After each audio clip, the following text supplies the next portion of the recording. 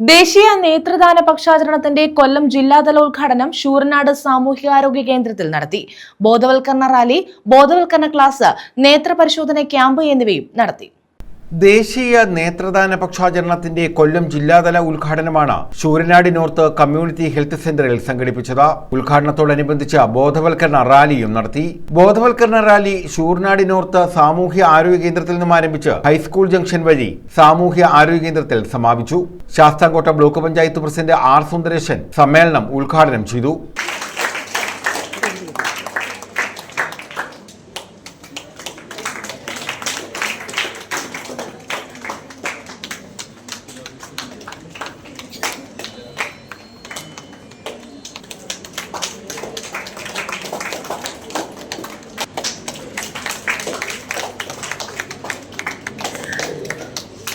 ഇത്തരം അവയവദാനങ്ങളിൽ വേണ്ടത്ര ധാരണ ഉണ്ടാകുന്നില്ല എന്നും എന്നുള്ള ഒരു കുറവാണ്. ആ കുറവ് പരിഹരിക്കുവാൻ തീർച്ചയായും ഇത്തരം സന്ദർഭങ്ങളും ഇത്തരം അവസരങ്ങൾക്കും കഴിയുമെന്ന കാര്യത്തിൽ ഒരു തർക്കവും. അതുകൊണ്ട് തീർച്ചയായും ഇന്നിവിടെ നടക്കുന്ന ഈ പരിപാടി അത്തരത്തിലുള്ള മഹത്തായ ഒരു ചടങ്ങാണ്. ഗ്രാമപഞ്ചായത്ത് പ്രസിഡന്റ് എസ് ശ്രീകുമാർ അധ്യക്ഷത വഹിച്ചു.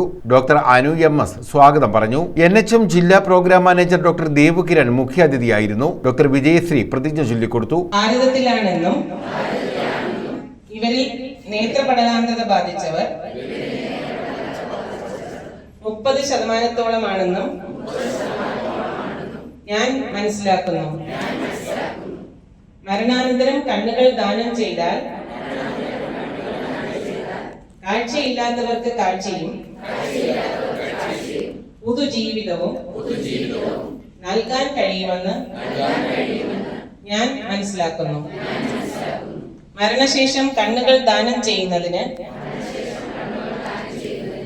എന്റെ കുടുംബാംഗങ്ങളെയും ബന്ധുക്കളെയും ഡോക്ടർ ലിഷ വിഷയം അവതരിപ്പിച്ചു. Doctor Philip Thomas Vaidyan, K Sanalkumar, Mini Sudarshan, Shalima, Ajith Kumar, Sajilal Babu, Soumya S, Bindu Thresia എന്നിവർ പങ്കെടുത്തു.